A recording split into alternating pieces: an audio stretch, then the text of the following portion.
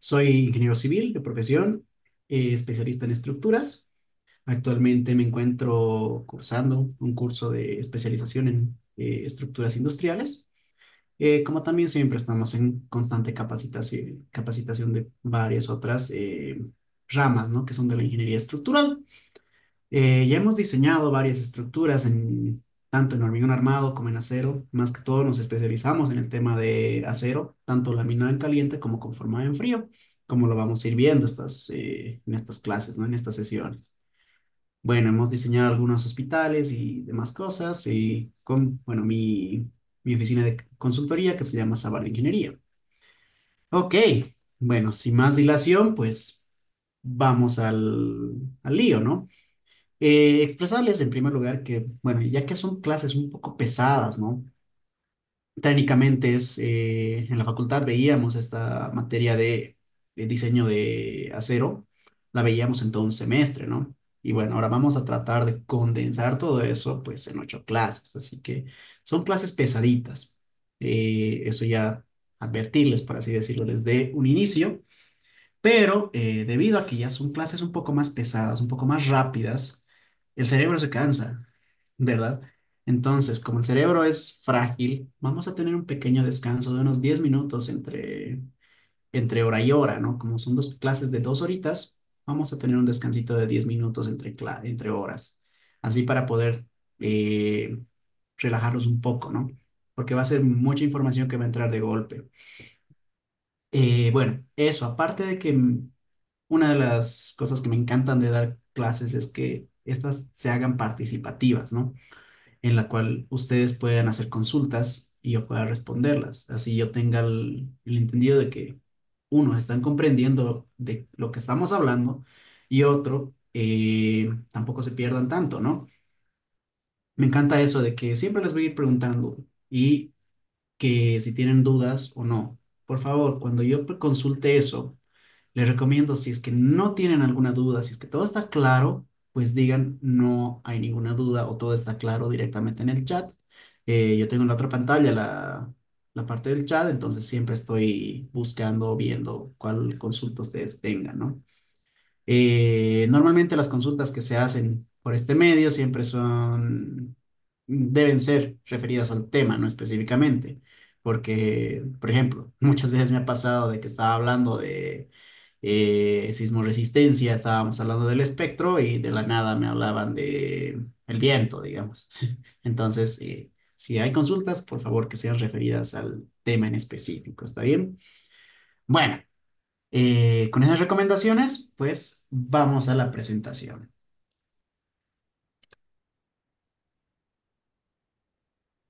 Ok, bueno, voy a apagar mi camarita para no distraerles mucho. Entonces aquí vamos a tener lo siguiente, ¿no? Primero tenemos que comenzar con lo que son los fundamentos del acero estructural. Bueno, no podemos empezar a hablar del diseño específico, entrar a las fórmulas sin saber algunas bases del acero estructural, qué tipos existen,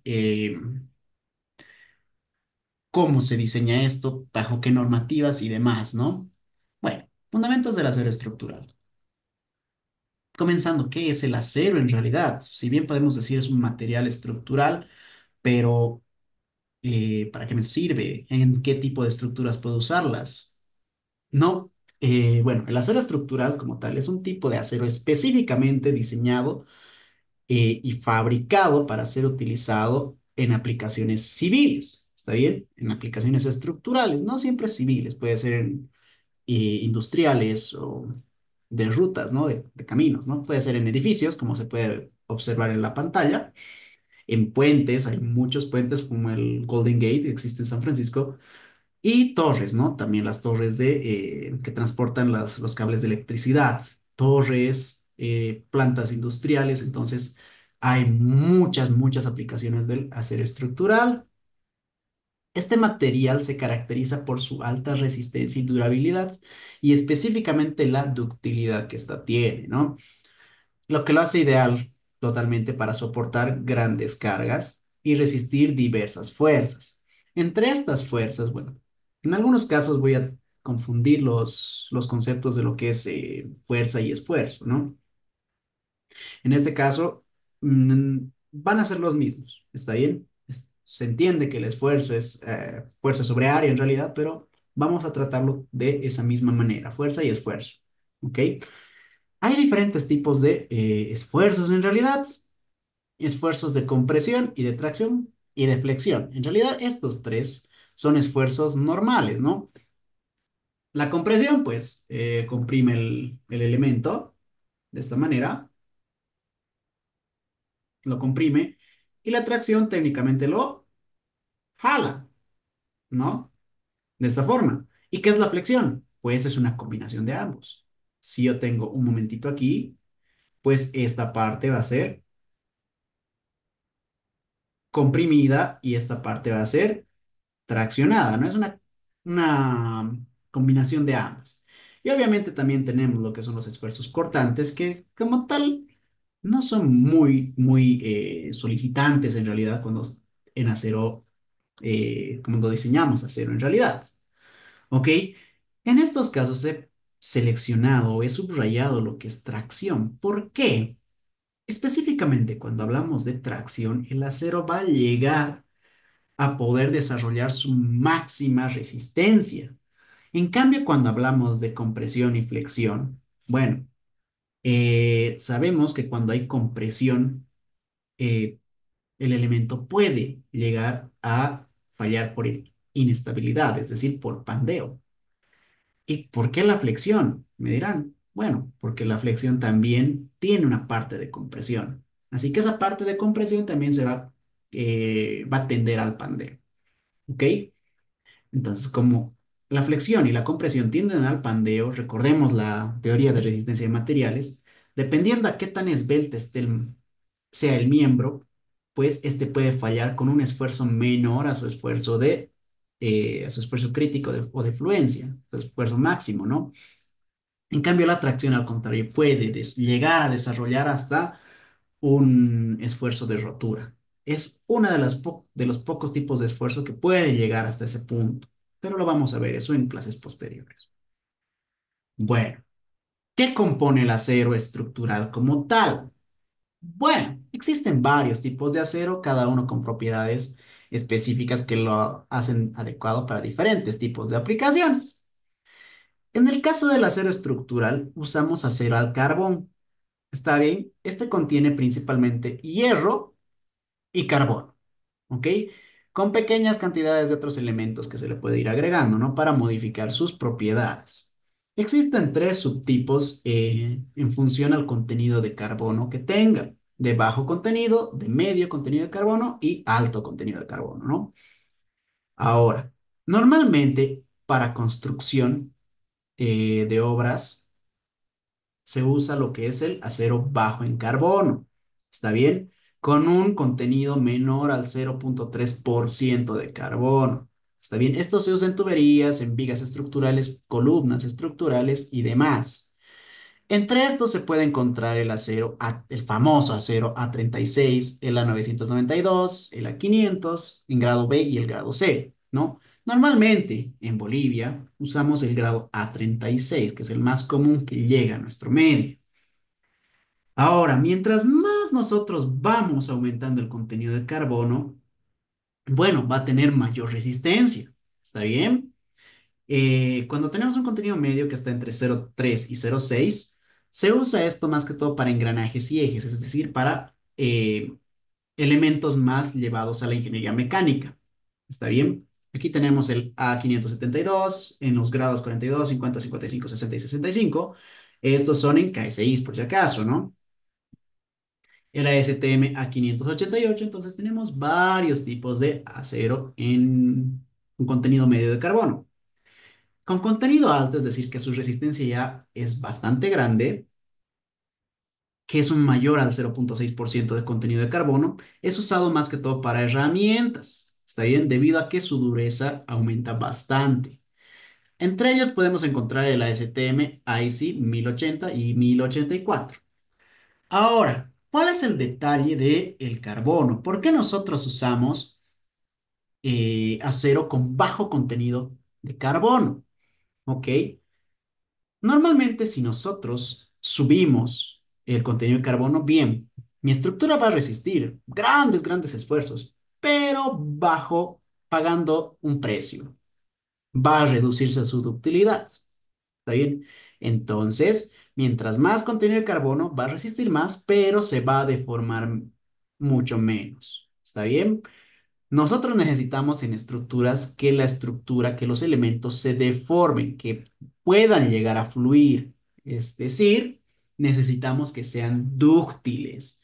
¿Y qué es la ductilidad como tal? Pues la ductilidad es la capacidad de un material para estirarse, alargarse y o deformarse en realidad significativamente, pero sin llegar a la rotura o a la fractura del mismo material, permitiendo así que absorba bastante energía durante esa deformación. ¿Está bien? Entre los materiales tenemos dos tipos de materiales, los materiales dúctiles que podemos encontrar en esta parte por la curva de esfuerzo-deformación y los materiales frágiles, ¿no? Veamos cuáles son las diferencias, ¿no?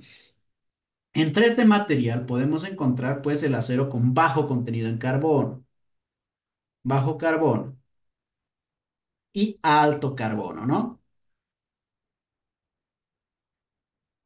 Bien, cuando hablamos de bajo contenido de carbono, pues vemos que la curva de esfuerzo de formación ya tiene, por así decirlo, varias partes, ¿no? Llegamos a un puntito en el cual ya tenemos lo que es el límite de fluencia. A partir de este límite de fluencia, el FY, el famoso FY que nosotros conocemos, pues a partir de ese punto, este material ya se va a considerar un material plástico, en la zona plástica, ¿no? Plástica, lo voy a poner acá. Y mientras el esfuerzo sea mucho menor a FY, en este caso, estemos en esta zona de acá, el material se va a comportar de manera elástica, ¿ok? Elástica. Ok, en esta parte de la curva de esfuerzo de formación de los materiales, específicamente del acero, es esto, tenemos una partecita que es el límite de proporcionalidad, ¿no? El FPR. El FPR es el máximo punto en el cual se va a respetar lo que es la ley de Hooke. ¿Qué es la ley de Hooke? Que nosotros conocemos que tenemos aquí un ángulo, entonces tangente del ángulo es igual a, bueno, no sé, por acá pongamos una deformación, que esto está en función a la deformación, ¿no? Deformaciones unitarias. Y este puntito de acá, pues va a tocar con un esfuerzo que normalmente lo conocíamos como sigma. Ahora va a ser como F. ¿Está bien? Si nosotros sacamos la tangente de esto, de esta pendiente de acá, vamos a tener lo siguiente. Sigma sobre epsilon, ¿no? Y esto era igual al módulo elástico del material. Es una pequeña ayuda a memoria que teníamos de resistencia de materiales. Total, tenemos que el esfuerzo va a ser igual al módulo de elasticidad por la deformación, ¿no? Tenemos eso. Esa es la famosa ley de Hooke, ¿ok? Bueno, si nosotros cargamos nuestra estructura o nuestro elemento más, bueno, va a llegar un punto en que si estamos en la zona elástica, pues, y descargamos ese elemento, va a llegar a su punto inicial. Pero si nosotros ya sobrepasamos lo que es el límite de fluencia, las deformaciones ya van a entrar en una zona plástica. ¿Qué quiere decir esto? Que ya van a tener deformaciones remanentes si es que yo descargo ese elemento, ¿no? Imagínense que yo estoy estirando esta barrita con una fuerza y esta fuerza la voy subiendo hasta que, bueno, esto se va a empezar a deformar, ¿no? Se va a empezar a alargar. Vamos a tener una deformación acá. ¿Verdad? Si esta deformación empieza a crecer, vemos que ya entra en una zona plástica, pero más o menos con el mismo esfuerzo de fluencia. Entonces se empieza a deformar eso. Y vemos que mientras más largo sea este puntito de acá, esta línea, llega a ser mucho más dúctil. ¿Está bien? Porque puede absorber mucha más deformación sin llegar al fallo, porque el fallo estaría por acá. ¿Está bien? Entonces, mientras más larga sea esta zona plástica, pues más deformación va a tener bajo el mismo esfuerzo. ¿Está bien? Bueno, eso es lo que pasa con los materiales que son dúctiles. Se pueden deformar muchísimo antes de llegar a la fractura. En cambio, los materiales frágiles, con alto contenido en carbono, se podría decir, otro material que es súper frágil sería el concreto, ¿no? Que tiene más o menos esta misma curva. El suelo más o menos tiene esta misma curva y las rocas también tienen esta misma curva, ¿no? Entonces, ¿qué pasa acá? Si nosotros compararíamos a una escala real estas dos curvas, pues esta curvita de acá, si nosotros la ponemos en otro color, llegaría a ser más o menos así. Algo así. ¿No?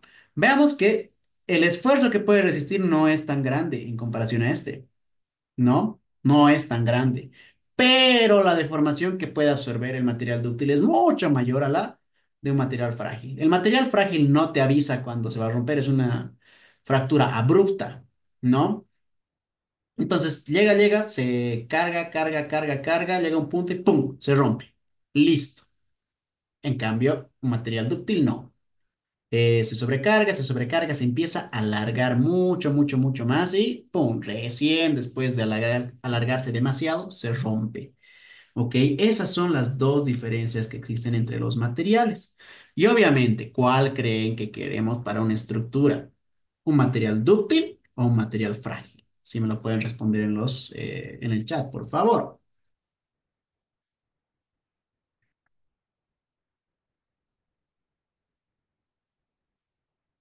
¿Dúctil o frágil? Dúctil, ¿verdad? ¿Por qué un material dúctil? Si nosotros ya entramos al tema de sismoresistencia, ¿qué vamos a tener? Que bueno, cuando un edificio está oscilando bajo una acción sísmica, obviamente este edificio se va a deformar, se deforma. Entonces, cuando un edificio se deforma bastante, se está deformando, pero no se está cayendo, no está colapsando. Entonces, como está deformándose bastante tiene deformaciones bastante grandes, pues está en esta zona dúctil. En cambio, si se deforma un poquito, ya, ¡pum! Ya se rompería, estaríamos como un frágil. Y eso no queremos cuando pasa una acción sísmica, mucho más en estructuras de gran altura, ¿no? Edificaciones bastante altas. No queremos eso. Y esa es la filosofía como tal del diseño sismo resistente, em, que las edificaciones, ya no hablamos de miembros, sino en general, las edificaciones sean dúctiles, es decir, que puedan absorber toda esta energía todavía. Ahora, hay que aclarar dos puntos. Nosotros comúnmente trabajamos en esta zona, trabajamos en la zona elástica, ¿no? Nuestros códigos locales, o bueno, de sismo resistencia también trabajan en una zona lineal, es decir, en una línea, en esta línea, ¿no? Trabajan en una zona elástica. Sin embargo, cuando ya viene un evento sísmico, ya entramos en un análisis no lineal, que quiere decir lo siguiente, ¿no? Que ya utilizamos dos líneas, esta línea de acá más bien entrando. Entonces ya podemos tener deformaciones plásticas. Y si nosotros trabajaríamos en una zona simplemente elástica, pues nuestros elementos llegarían a ser sumamente robustos. ¿No? Porque para que se queden en esta zonita, pues necesitamos justamente que sean muy grandes, que el esfuerzo no sea tan alto. Pero vemos que todavía tiene un gran porcentaje de vida. Si nosotros ya trabajaríamos en el rango no lineal, ¿no? Tal vez los códigos en un futuro ya se vayan adaptando al tema de la no linealidad, pero bueno, eso ya es un tema de posgrado más que todo, que muchas veces no se ve en pregrado en la universidad. Bien, bueno, esa es la ductilidad. Ahora, hablando de los tipos de acero que nosotros podemos encontrar, del tipo de acero estructural, ¿no? Ya no hablando de su contenido, sabemos que vamos a utilizar acero con bajo contenido en carbono para tener deformaciones bastante elevadas, o bueno, tener una capacidad de deformación elevada. ¿no? Tenemos dos tipos, los aceros laminados en caliente y los conformados en frío. Ahora sí, comúnmente en pregrado, no sé si me estoy equivocando, por favor me corrigen en el chat, normalmente se ve el acero laminado en caliente, pero es muy raro ver el acero conformado en frío, ¿ok? Por favor digan en los comentarios yo si es que han visto lo que es el acero conformado en frío en pregrado.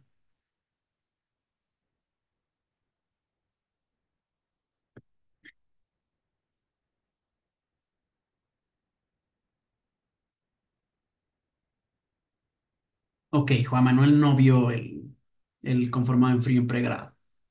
Los demás, comúnmente se ve el laminado en caliente, que es casi lo mismo al tema de resistencia a materiales. Técnicamente prácticamente es lo mismo, a excepción de algunas cositas extra que se ven en temas de flexión, pero llega a ser casi lo mismo, ¿no? En cambio, el acero conformado va a tener unos ciertos detalles que nos van a hacer, como tal, no sufrir, pero nos complica mucho más el diseño, ¿ok? Bueno, a ver, alguien nos dice un poco más de la deformación inelastica. A ver, volvamos aquí, antes de avanzar, ¿no? Me voy a dibujar en esta pantallita lo que es la curva de esfuerzo de formación. Bien, sabemos que aquí vamos a tener lo que es el F de esfuerzo y el épsilon, ¿no? Y aquí tenemos lo que es la deformación, más o menos así va a ser, más o menos así. Imaginémonos, algo así es. Bien, entonces, hasta este puntito se lo toma como un épsilon de fluencia, entonces, y un límite de fluencia. Obviamente aquí hay una curvita, ¿no? Que si lo ampliamos sería más o menos así. ¿Está bien? Aquí sería el FY, y un poquito más abajo tendríamos el F de proporcionalidad, ¿no? Hasta dónde en realidad se cumple lo que es la ley de Hooke. ¿Por qué? Porque todo esto se asimila como si fuera una recta. ¿Está bien? Entonces, hasta este puntito del FPR, el límite de proporcionalidad, hasta ahí se consideraría una recta, en el cual actúa bien el módulo de elasticidad. Posteriormente a eso, ya entraría el FY. Bueno, si nosotros pasamos el FY, tenemos esta zona que es la elástica. Esta es la zona plástica hasta este puntito, la zona plástica. Y posteriormente tenemos esta zona que es la zona de endurecimiento, ¿no? El material se empieza a hacer mucho, mucho más duro, pero empieza a perder sección. Entonces, quiere decir que mi material de lo que era así, lo estoy jalando bastante, pues en esta zona de acá empieza a hacerse esto. Lo mismo que pasaría con una liga más o menos. Se empieza a alargar bastante, pero pierde sección transversal, ¿no? Esa es la zona de endurecimiento. Pero bueno, normalmente no llegamos hasta ese punto, no se diseña con la zona de endurecimiento, se diseña máximo hasta la zona plástica. Ok, bueno, imaginemos que cargamos, como les decía, esta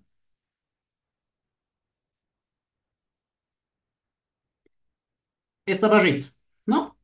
Bien, PU es menor, a ver, ¿cómo lo haríamos?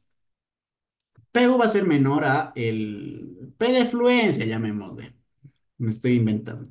¿Está bien? No sería correcto llamarlo así.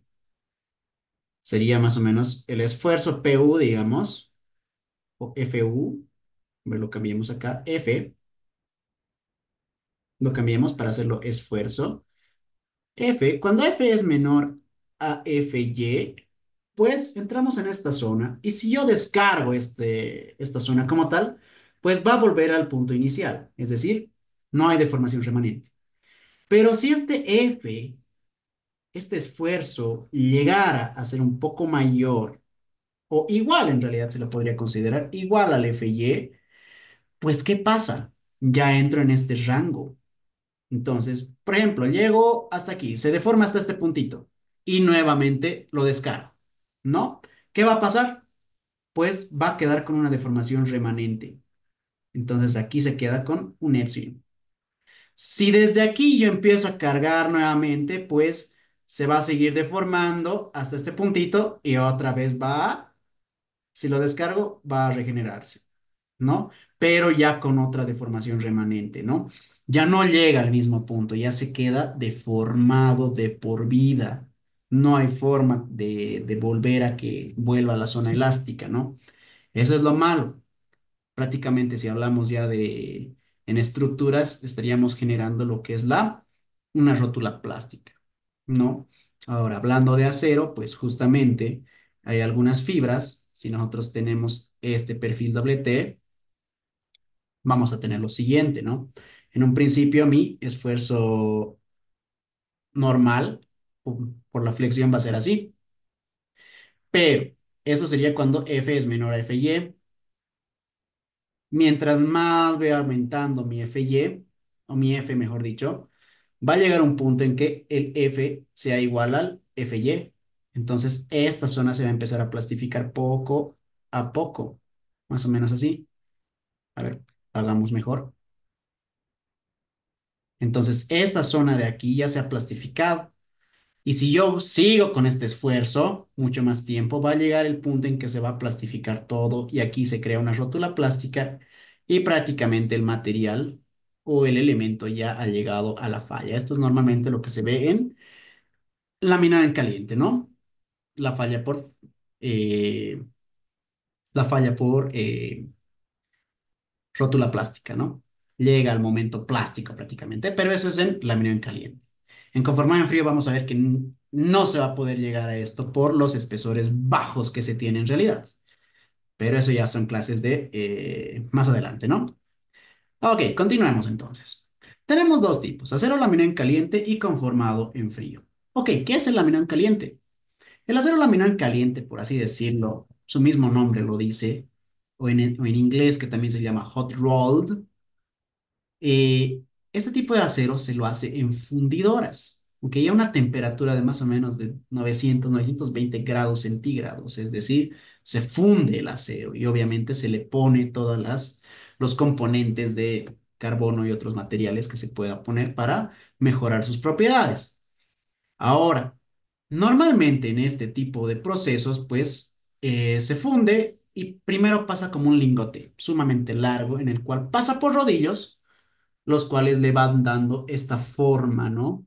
De perfiles un poco más robustos, más gruesos, los perfiles W, los perfiles C, angulares, perfiles T, entonces tienen una forma un poco más rugosa, son mucho más pesados y sirven para estructuras mucho más grandes. ¿Está bien? Como podemos ver acá, es un tipo de acero que se ha formado mediante un proceso de laminación a altas temperaturas, generalmente encima de los 900 grados. Este proceso es fundamental en la industria del acero para producir una amplia variedad de productos, ¿no? Ya sean vigas, perfiles estructurales, hasta láminas y placas. Esto es muy importante, láminas y placas. ¿Ok?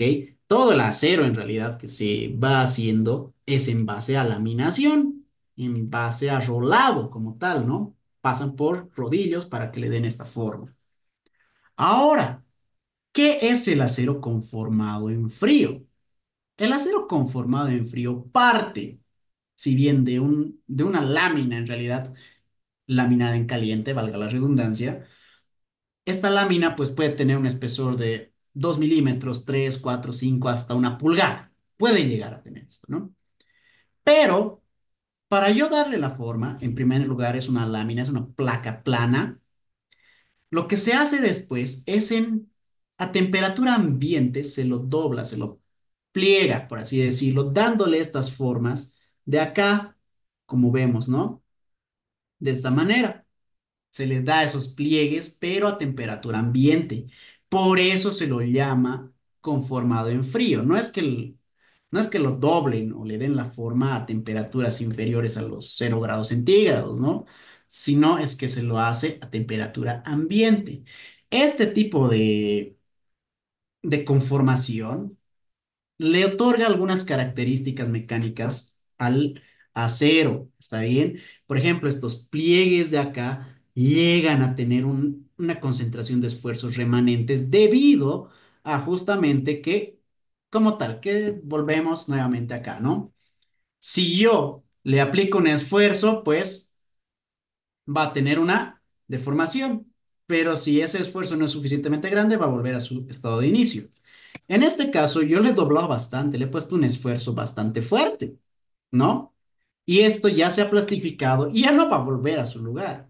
Entonces lo he deformado bastante y no va a volver a su lugar. Entonces ya tiene un esfuerzo remanente ahí que me ayuda para la rigidización en realidad de el perfil en realidad, el perfil en todo su esplendor, por así decirlo.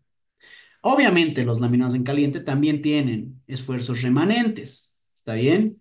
Esfuerzos residuales se les llama, pero esto es debido al enfriamiento que tienen debido a que están a 900 grados centígrados y esto se va a enfriar hasta temperatura ambiente. Sabemos que cuando se le aplica un gradiente de temperatura a un elemento, pues sufre deformaciones, ¿no? Y en este caso es lo mismo. Hay puntos donde tiene una concentración de esfuerzos residuales debido al cambio de temperatura, debido al enfriamiento. A ver, ¿qué nos dice Alex Ramos? Inge, conformado en frío es cuando se le dobla o rola sin calentar solo por el uso de máquina o esfuerzo. Exactamente. Estos perfiles como tal son láminas, son plaquitas de 2 a 4 milímetros, de 2, 3, 4 hasta 5, 6, digamos, son láminas prácticamente. Son bobinas que se tienen láminas rodillos bastante grandes, pero hechos de acero lámina en caliente. Entonces, estas láminas pasan por un proceso de plegado, pero a temperatura ambiente, es decir, en frío. Y ese plegado, bueno, nos da esta forma, ¿no? Ese plegado es computarizado. ¿Está bien? Bueno, ahora sí vamos a ver un poquito más a detalle cada uno de estos, ¿no? Se ha visto de manera superficial.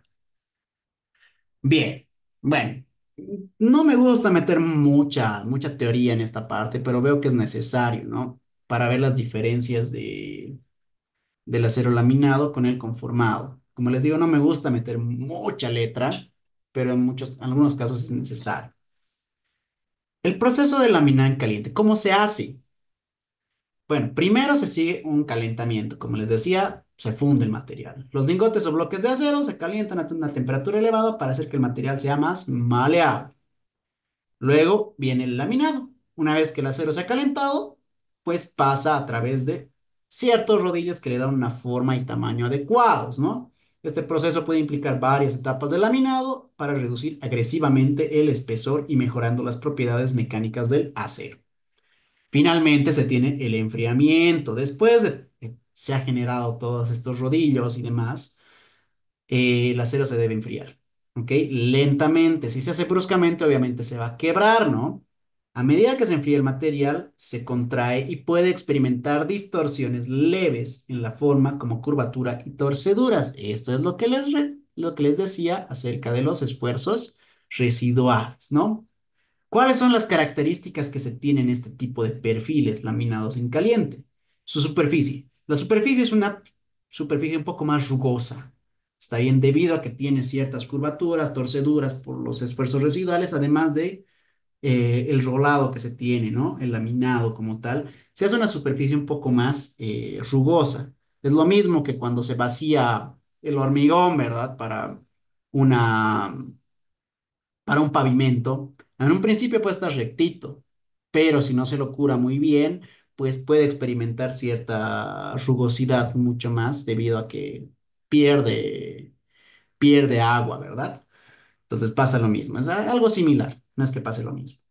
Luego, las propiedades mecánicas que tiene este perfil. A medida que el acero se enfría, forma una estructura cristalina más gruesa en comparación con el acero laminado en frío, lo que le otorga mayor ductilidad y menor resistencia. ¿Está bien? Siempre es inversamente proporcional. A mayor ductilidad se deforma más, pero resiste menos. Y las dimensiones. Bueno, el proceso de enfriamiento puede provocar ligeras variaciones en las dimensiones del producto final. esfuerzos residuales, lo que significa que las tolerancias dimensionales son menos precisas, ¿ok? No se puede manejar de manera muy específica las dimensiones. Si el perfil, por ejemplo, no sé, es un W 4 por 13, es decir, 4 pulgadas por 13 libras de peso lineal o por pie, pues estas 4 pulgadas de altura, como tal, no van a ser 4 pulgadas exactas, tal vez sea 4,001 o 4,05, digamos, pero siempre va a tener variaciones. No va a ser exactamente lo que dice esas 4 pulgadas, debido a que, como les mencionaba, los esfuerzos residuales son muy difíciles de manejar en estos tipos de perfiles. Dependemos mucho del ambiente, ¿no? ¿Dónde se usan estos laminados en caliente? Se usan en estructuras de acero, obviamente, ¿no? Para vigas, columnas y otros perfiles estructurales, también para lo que son los arriostres, ¿no? Normalmente los más famosos son el W, los perfiles C, los perfiles U, pero dependiendo al catálogo que uno vea.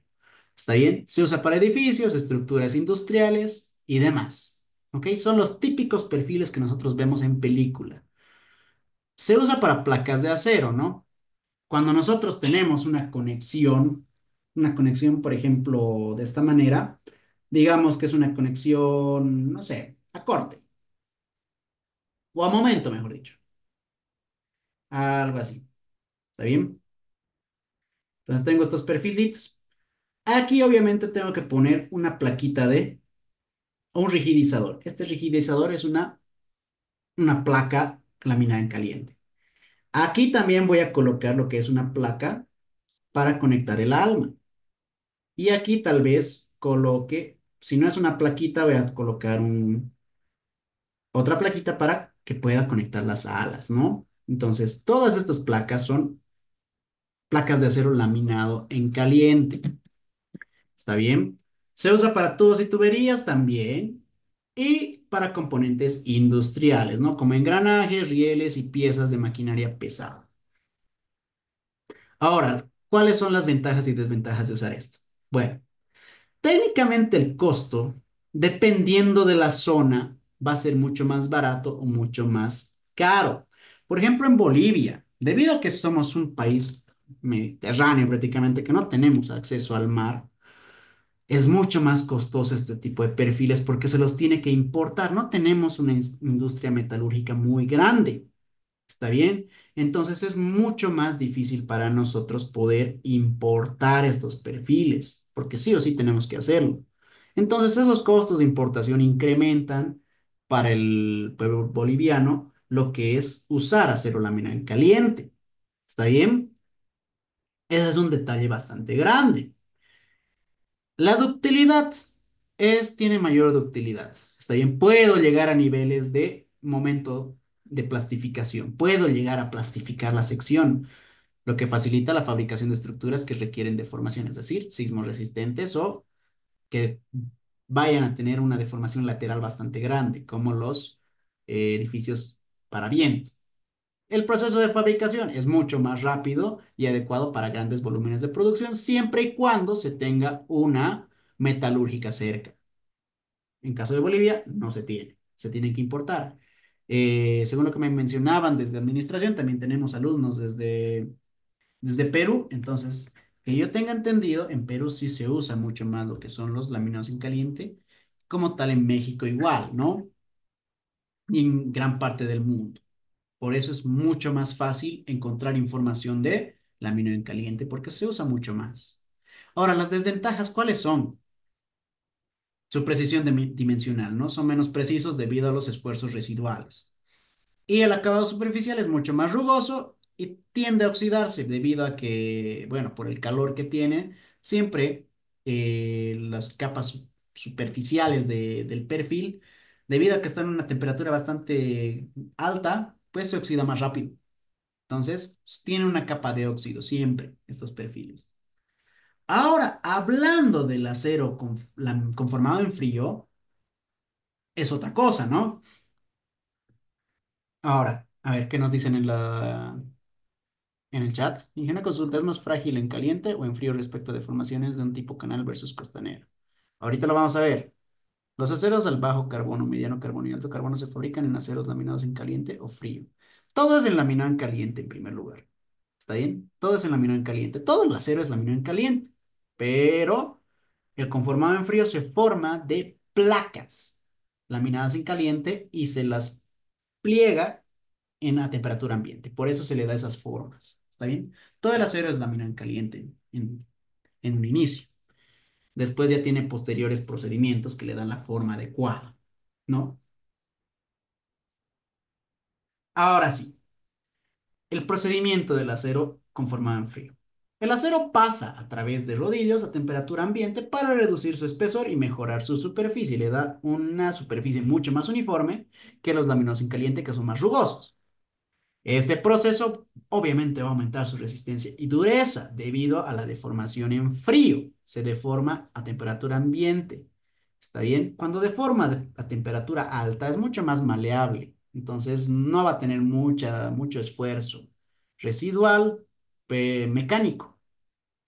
Pero cuando lo hago a temperatura ambiente sí va a tener bastante.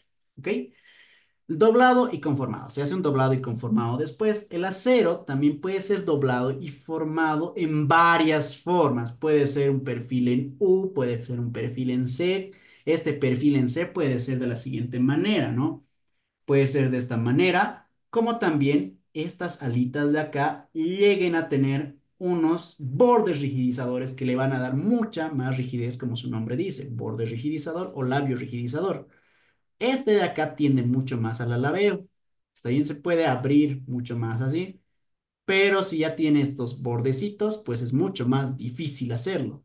Y si yo todavía le pongo aquí unos pliegues, pues va a ser mucho más difícil que este elemento se pueda pandear localmente, que eso ya lo vamos a ver en posteriores clases. El pandeo local, estos perfiles conformados en frío tienden bastante al pandeo local debido a su espesor. ¿Qué es el pandeo local? En términos coloquiales, abolladura. ¿Ok?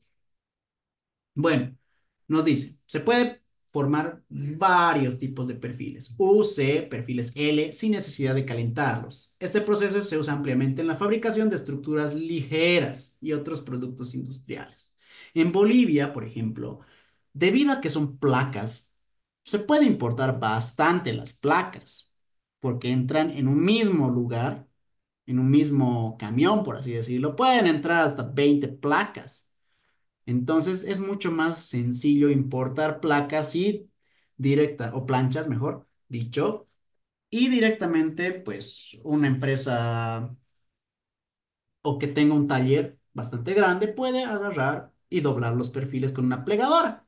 Es mucho más sencillo, es mucho más económico para un boliviano, para el pueblo boliviano, hacer un diseño con formados en frío porque hay en abundancia, ¿no? En cambio, el laminado en caliente es mucho más complicado porque no hay mucho el producto acá.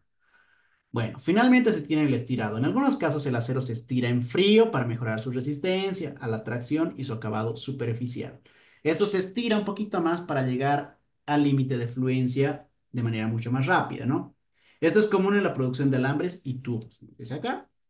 Ahora, ¿cuáles son las características de estos tipos de perfiles? Pues la precisión dimensional. Contrastando con lo que son los laminados en caliente, pues se tiene una precisión dimensional mucho más precisa, valga la redundancia, debido a que no tengo superficies rugosas. Directamente el perfil que yo tenga, por ejemplo, un laminado en caliente, si hablamos de perfiles C, va a ser más o menos así.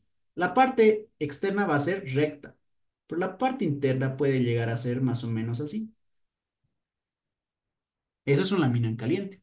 En cambio, en conformado en frío, veamos que aquí tiene un espesor, aquí tiene otro espesor y tiene un radio en esta parte y tiene otro radio acá. Entonces es mucho más complicado sacar las dimensiones o ¿cómo decirlo? Las propiedades geométricas de este perfil de manera exacta.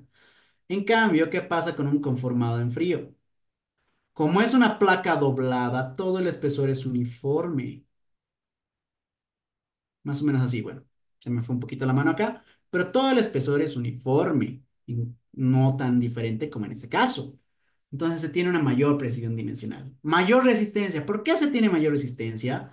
Porque uno, la conformación en frío aumenta la tracción y la fluencia del acero en estos bordecitos que ya se han doblado en frío, ya se ha deformado bastante, están en una zona plástica. Entonces tienen una resistencia bastante fuerte, son muy rígidos en esta parte. ¿Está bien? Ese endurecimiento le da bastante más resistencia. Ok. Y finalmente el acabado superficial es mucho más limpio y liso ya que pasa por rodillos a una temperatura ambiente que reducen su espesor y también le dan una pulidita. ¿Está bien? ¿En dónde se usan estos tipos de perfiles?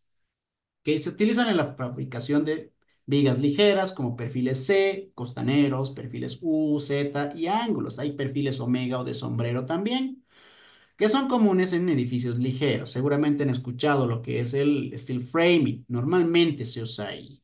¿Está bien? O entramados metálicos. Actualmente en Bolivia se usa bastante en lo que son las cubiertas metálicas, las cubiertas tipo celosía. ¿Está bien? Componentes automotrices, las partes del chasis. No sé si pudieron ver alguna vez lo que son los camioncitos. La parte de abajo tiene perfiles conformados en frío. ¿Está bien? Entonces se usan partes automotrices. Tuberías y conductos. Bueno, se puede doblar el perfil de una forma que se haga de una manera tubular y se suelda al medio. ¿Está bien? Y productos de consumo, muchos electrodomésticos, muebles de metal, dependiendo al grado de acero que se tenga, pueden tener lo que son este tipo de perfiles conformados en frío. Por ejemplo, el drywall se los usa estos perfiles laminados o conformados en frío, pero de espesores un poco más delgados y normalmente no son de acero, son de aluminio, ¿no? Pero siguen el mismo procedimiento. ¿Qué ventajas y desventajas tienen estos perfiles? Bueno, la ventaja es que tienen una resistencia un poco más alta a los laminados en caliente. ¿Está bien? Debido al endurecimiento. Una precisión dimensional mucho más alta y un acabado superficial mucho más bonito, ¿no? Luego, las desventajas es que son un poco más frágiles. ¿En qué sentido? Debido a que esos dobleces que yo le he dado a temperatura ambiente con una deformación mecánica me hacen que estos perfiles ya hayan cruzado al rango inelástico, al rango plástico como tal, lo que hace que, bueno, estén más cerca de la ruptura. ¿Está bien? Y las limitaciones de espesores. No es adecuado para espesores grandes, donde el laminado en caliente es más eficiente. ¿Está bien? Normalmente se manejan en Bolivia, como les decía, espesores de 2 3 milímetros, máximo, máximo, máximo 4 milímetros. Eso ya sería mucho decir, pero normalmente es 2 3. Específicamente 2 3 ya es irse por las nubes. ¿Está bien? Ahora, ¿qué nos dicen? Entonces, un canal en U de cuarta y un canal doblado en U de 6 milímetros, el canal doblado es más resistente. Se podría decir que sí, pero hay un detalle, dependiendo para qué esfuerzo se lo maneja. ¿Está bien? Vamos a ver que no siempre es un poquito más resistente, no es que sea mucho más resistente, ¿no? Es un poquito más. Lo que más nos molesta de estos perfiles conformados en frío es su espesor y su esbeltez, como lo vamos a ver en siguientes clases. Para racks y andamios, ¿están hechos con perfiles conformados en frío? Depende. Los andamios que son tubos, normalmente es mucho más cómodo hacer un tubo de lámina en caliente. Entonces, ¿para qué voy a usar un conformado en frío que me va a salir un poco más caro hacer esa laminación? Entonces, normalmente se hace con lámina en caliente. ¿Por qué máximo hasta 3 milímetros? Porque también pesa. Recordemos que el material, 1 milímetro de espesor puede hacer mucho más peso que o bueno, 3 es mucho más pesado que 2 en este caso. No es una ley que se use 3 milímetros como máximo, pero comúnmente debido al tema económico se prefiere usar hasta 3. Se puede usar hasta 1 pulgada. La cosa es que haya como tal el material para comprar, porque sí, tranquilamente el papel aguanta todo, ¿no?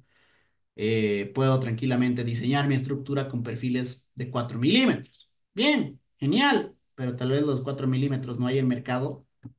Es mucho más difícil obtener esos tipos de perfiles porque no son muy usuales. ¿Está bien? Si bien se puede decir, pero se puede decir, ok, usa 4 milímetros, pero no hay en el mercado. El que va a construir tendría que hacer plegar esos perfiles con empresas especializadas en ello. Tendría que hacer fabricar los perfiles, ¿no? Entonces, lo que siempre hay son 2 y 3 milímetros. Mm, ¿Conformado en frío o en caliente los angulares? Depende. Hay formas de cómo diferenciarlos. ¿Ok? ¿Cuál es la diferencia? Veamos. Aquí tenemos los tipos de perfiles, ¿no? Tenemos perfiles C, perfiles angulares y perfiles tubulares, ¿no? En el lámina en caliente, por ejemplo, los más conocidos, existen muchos más catálogos, pero los más conocidos son los perfiles A y SC, los A y SC, que bueno, las especificaciones A y SC son específicamente para el acero laminado en caliente. Y estas son especificaciones americanas, ¿no? El ISC 360 es el que rige el diseño del acero laminado. Y bueno, también tiene su catálogo de perfiles. Ahora, también tenemos los europeos, el euro, está bien, el europeo.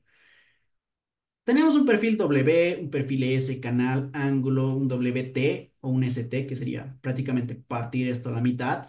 Los perfiles tubulares y las barras, ¿no? Que estas barras normalmente se los usan en en las naves industriales, ¿verdad? Como tirantes. Entonces, estas barras se las pone de esta manera y trabajan netamente a tracción. ¿Está bien? Normalmente se usan las barras lisas para ello.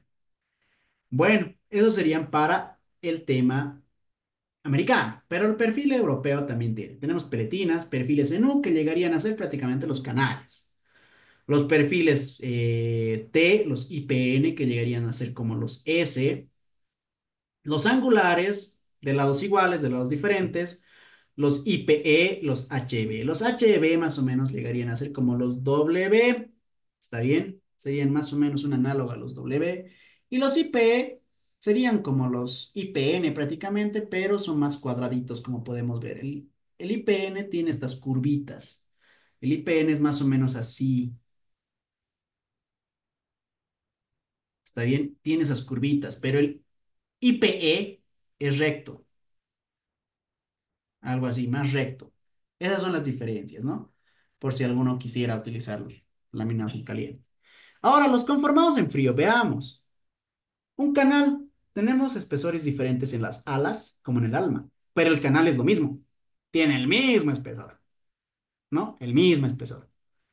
El angular es lo mismo, el mismo espesor. Es así como puedo diferenciar si un angular es laminado en caliente o conformado en frío. El conformado en frío tiene el mismo espesor, y el angular tiene un espesor diferente, ¿no? Un poco más rugoso, esta parte es más, esta parte, la parte de afuera es recta, pero la parte de adentro tiene curvitas. En cambio, el angular llegaría a ser más o menos así. Lo vamos a dibujar acá. Llegaría a ser más o menos así.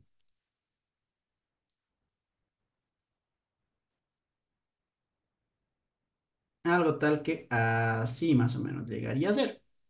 Estoy exagerando un poquito. Ah,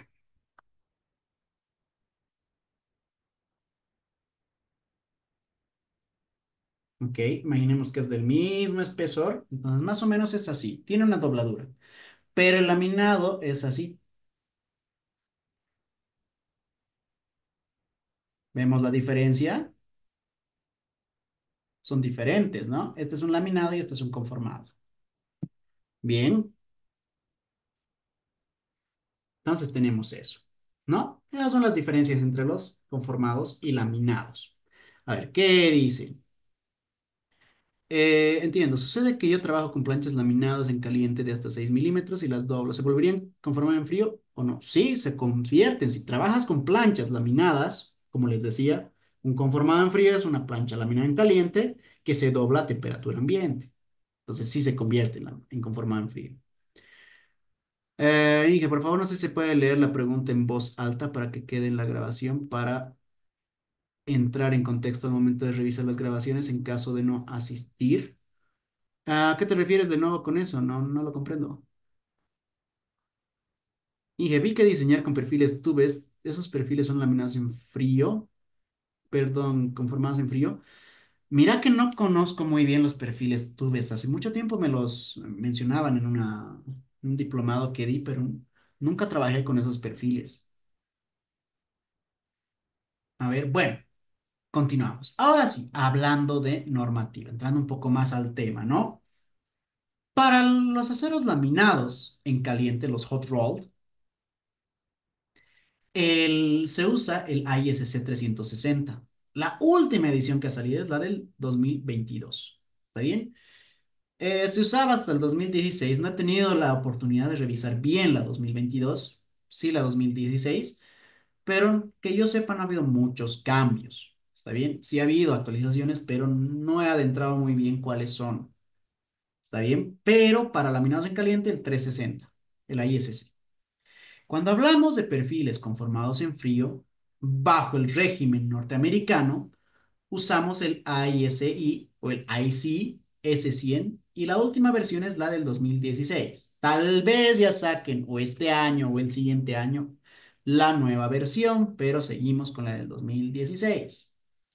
Bueno, yéndonos un poquito más por otro camino, la última versión que ha salido de la CI es para el hormigón armado, es la del 2019, la 318-19. Ya son más o menos unos 5 añitos que han salido, ¿no? Es bastante. Y tengo colegas que todavía siguen utilizando lo que es la ACI del 2014. Y eso ya es hace 10 años. Entonces, vamos actualizándonos, por favor. En tema de cargas, bueno, el tema de cargas depende mucho de cada país. Por ejemplo, en Bolivia, la normativa de cargas es la NB 1225002. Esa es la norma de cargas para Bolivia. Después, para Perú, es la E.020, ¿no? Y hay otras normas como tal, pero la normativa americana o el código americano para cargas es el AC7 del 2022 y tiene bastante información.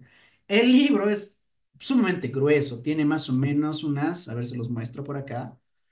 Este es el AC. Tiene 1046 páginas. Lo tengo el libro y es bastante grueso. Parece una Biblia o dos veces una Biblia. Es bastante robusto ese libro. Te viene el Minimum Design Loads and Associated Criteria for Building and Other Structures. ¿Ok? Entonces son las cargas mínimas de diseño que se pueden poner. Aquí se tiene cargas de sismo, cargas de viento, cargas de tsunami, de tornado, de hielo atmosférico, se tiene cargas de nieve. Es un libro bastante completo, ¿está bien? Y todas estas normativas de acá, como la vemos, el ISC, el IC, el ACI, todas se basan en el AC7, porque el AC7 también tiene lo que son las combinaciones de carga para el método LRFD como el ASD, que lo vamos a ver enseguida, ¿ok? Bueno, hasta aquí, señores. ¿Tienen alguna consulta, alguna duda?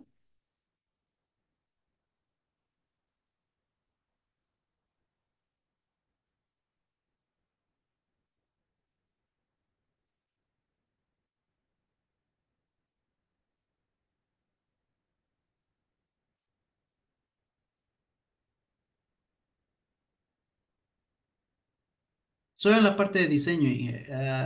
¿A qué te refieres con eso, Alexander? No lo entiendo.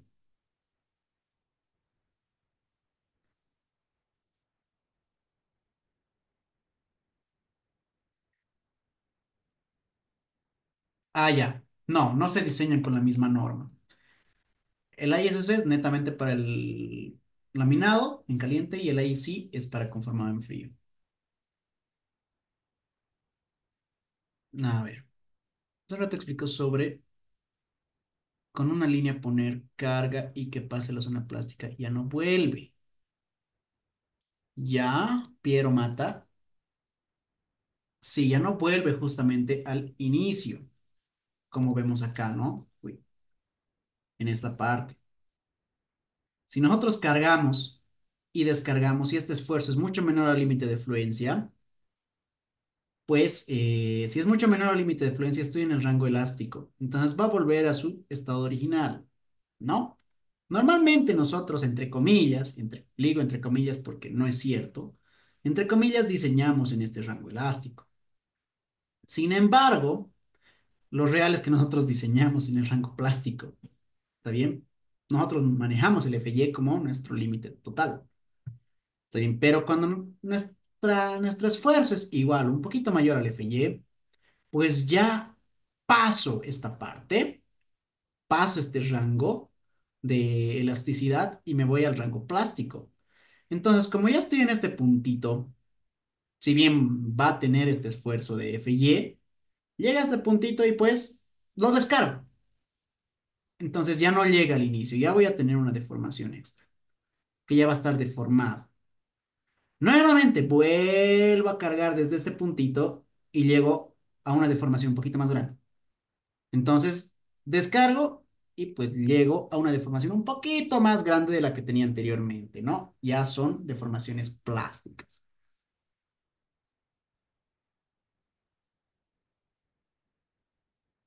¿Un perfil conformado en frío y un lámina en caliente en SAP 2000 se diseña de la misma forma? Sí, de la metodología de diseño de usando SAP 2000 es el mismo procedimiento de diseño, pero ya hablando en temas técnicos, en temas ya teóricos, no es lo mismo diseñar un lámina en caliente que un conformado en frío. Está bien, no es lo mismo. Siempre es paralelo, Pierre. Siempre. Ok, esta parte. Es una teoría que se lleva, ¿no? Obviamente no llegaría a ser lo mismo, pero siempre se maneja que es paralelo. Tenemos muchas simplificaciones en el análisis estructural que hacemos para que nosotros podamos diseñarlo. Si no, serían muchas variables a tomar en cuenta y una estructura sería prácticamente indiseñable. Entonces son cositas que se toman de esta manera, ¿no? Simplificación.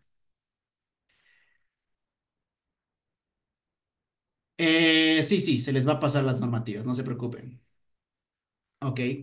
Bueno, señores, vamos a un pequeño descansito de 10 minutitos y volvemos para la segunda parte, ¿no? De esta presentación.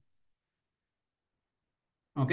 Nos vemos dentro de 10 minutitos. Vayan a tomar un cafecito y, bueno, a relajarse un poquito. Bueno, colegas, volvemos entonces. Ok. Antes de continuar, ¿no? Vamos a responder las preguntitas que nos estaban haciendo, a ver, por acá. ¿Los perfiles conformados en frío también se podrían soldar? Efectivamente se pueden soldar. Justamente existe un capítulo de la IC que es específicamente para conexiones soldadas, ¿no? Se tienen ciertas eh, limitaciones, por así decirlo, pero sí se pueden soldar, ¿ok? No te preocupes de eso, lo vamos a cubrir las últimas clases. Para ello también va el tema de ID estática, ¿no? Se utilizarán hojas de cálculo en MATCAD para el predimensionamiento. El predimensionamiento normalmente conformado en frío es prueba y error. No es muy sencillo de predimensionar el conformado en frío.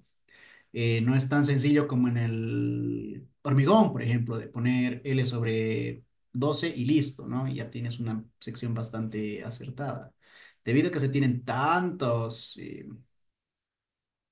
variables en el acero, ya sea el pandeo lateral, torsional, que esté bien arriostrado lateralmente. Es complicado el predimensionamiento en una estructura de acero y mucho más en el conformado en frío debido a que ya este sufre de pandeo local, es decir, abolladuras. Entonces es un poquito más difícil de predecir el predimensionamiento.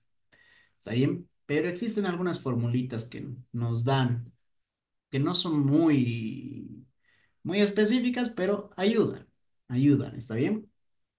Bueno, ¿alguna otra consulta que tengan antes de continuar?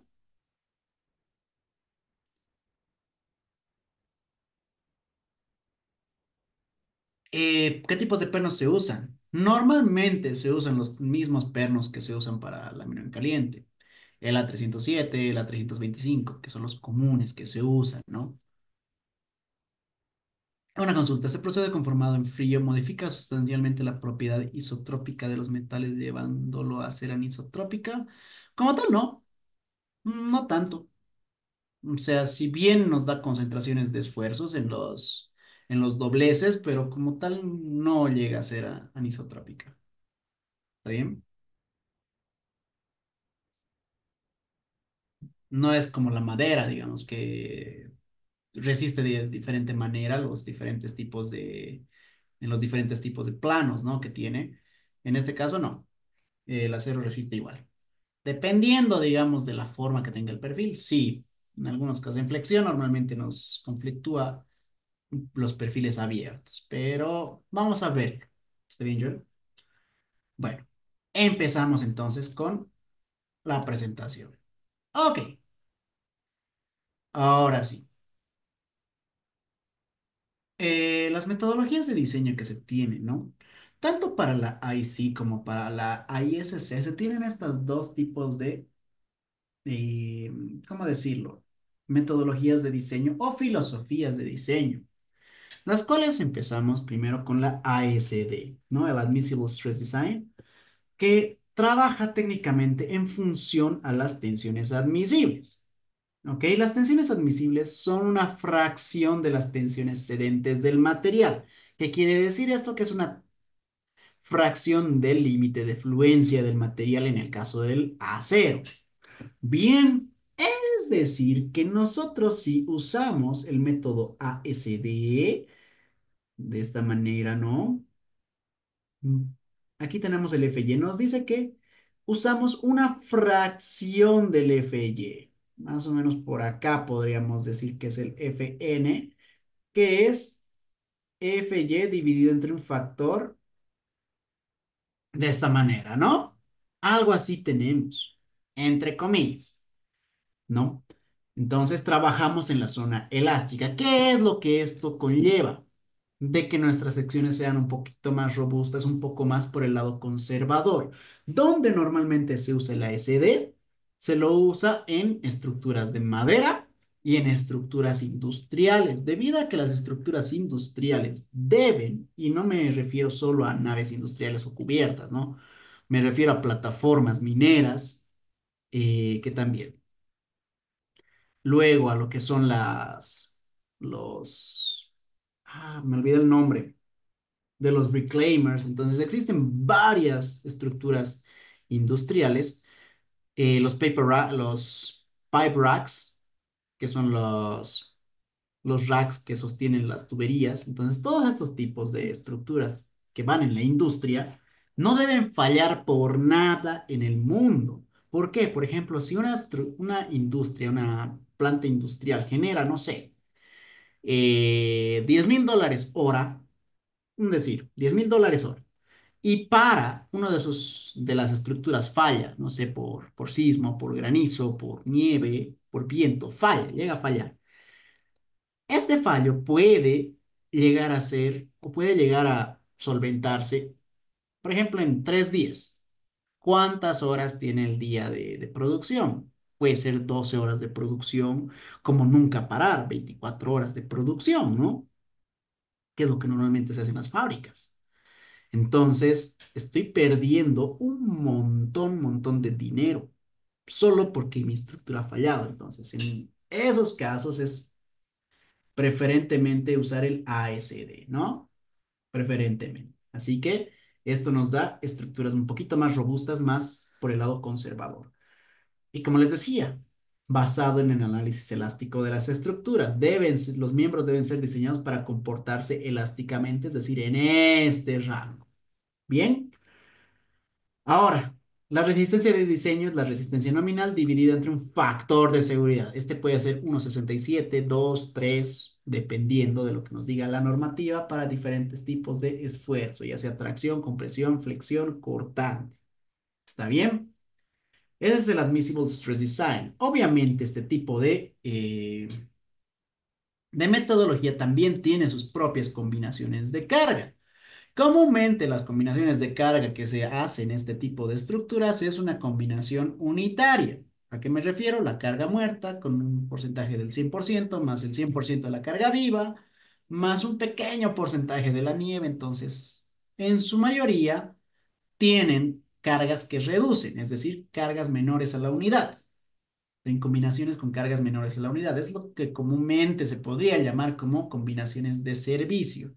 Si bien no son combinaciones de servicio, son combinaciones para diseño por esfuerzos admisibles, se podría considerar que estas sean las combinaciones máximas en un estado de servicio. No dice en ningún lado que son de servicio, pero se las puede considerar de esta forma, porque tienen mucho sentido en ese aspecto. Por ejemplo, la combinación uno, la 1A, la carga, solo la carga muerta, el 100% de la carga muerta me significaría que es una estructura vacía, ¿no? Que solo está con peso propio y de la carga muerta. Ahora, la segunda combinación nos dice que es el 100% de la carga muerta más el 100% de la carga viva, es decir, que esté en pleno funcionamiento total de la estructura. Ahora, ¿qué pasa si la estructura está vacía y, por ejemplo, nieva? ¿No? O es una cubierta, por ejemplo. No sé, la carga muerta más la carga viva de techo o el 70% de la nieve o la lluvia, ¿no? ¿Qué pasa si, por ejemplo, es un colegio, ¿no? Es un colegio, ¿no? Y en el colegio, bueno, van a estar personas. Ahora, también al mismo tiempo está, no sé, están manteniendo la cubierta del colegio, ¿no? O sea, se ha dañado por alguna razón, o en algún caso está nevando o granizando o lloviendo. ¿Qué va a pasar? Bueno, se contempla el 100% de la carga muerta más un 75% de toda la carga viva que va a estar en la edificación, más un 75% de la carga de mantenimiento que va a estar en el techo. O en su defecto, un 70% de la nieve. ¿Está bien? Obviamente, la nieve no me va a llenar todos los espacios en la cubierta, o el mantenimiento no me va a llenar toda la cubierta. ¿Está bien? O en algunos casos, por ejemplo, en un colegio, no todos los alumnos van a clases, o algunos están en el patio, otros están en el aula, pero no toda la estructura está totalmente cargada. Entonces, sí se toma más o menos, estas combinaciones toman algo real, algo asemejado a la realidad. Y normalmente, cuando se toma algo asemejado a la realidad, sería más o menos como darle una combinación en estado de servicio, ¿no? En pleno funcionamiento. Ahora, ¿qué pasa con la otra metodología que es la más usada y es la, entre comillas, más económica? ¿Está bien? La más económica. Ahora, este método de diseño, entre comillas, lo voy a poner así, y siempre lo digo esto, se mayoran las cargas y las resistencias de diseño se van a reducir debido a factores de carga y resistencia. ¿Por qué lo pongo entre comillas de que se mayora las cargas? Bueno, porque en algunos casos sí se van a mayorar, pero en otros se van a reducir con un porcentaje menor a la unidad. ¿Está bien? Ahora, esto lo vamos a ver en la siguiente diapositiva. Este método del LRFD o Load and Resistance Factor Design está basado en el criterio de estados límites. Un estado límite como tal define una condición en la cual el elemento estructural se ve afectado a tal grado que ya deja de desarrollar su función. Como por ejemplo, un estado límite de servicio es aquel en el cual la estructura se ha deformado tanto que yo puedo ver, por ejemplo, una viga desde abajo. Se está deformando tanto esa viga, tiene una deformación de esta forma que es mucho mayor a la deformación admisible. Entonces yo desde aquí abajo voy a estar con mis ojos sumamente abiertos diciendo, oh, mi viga se va a caer. Obviamente, tal vez por resistencia no se vaya a caer, pero ya veo que tiene una deformación grande y esto me crea una susceptibilidad. Entonces, ya está dejando de desarrollar una función de seguridad prácticamente. Me hace asustar, ¿no? Si bien no se va a caer, pero ya tiene una deformación bastante grande. Ese sería un estado límite de servicio, por ejemplo. O como también la fatiga, que es otro, o el pandeo, que es otro. Hay varios, ¿no? Pero las flechas, ese sí es el principal que tenemos. Bien, ¿qué otro estado límite tenemos? El estado límite último. El estado límite último, el ELU, que es el que comúnmente se usa, también se debería diseñar por ELS. ¿Está bien? Se debería diseñar por estos dos. Pero el que siempre le tiramos bola, por así decirlo, el más importante para todos los ingenieros es que resista. ¿Ok? Es el estado límite último. En este estado límite último se usan combinaciones en estado último. ¿Qué quiere decir esto? Que llevo mis combinaciones, mis cargas, lo que hago es, entre comillas, mayorarlas, se factorizan. Lo correcto es decir, no se mayoran, sino se factorizan. Se pone un factor de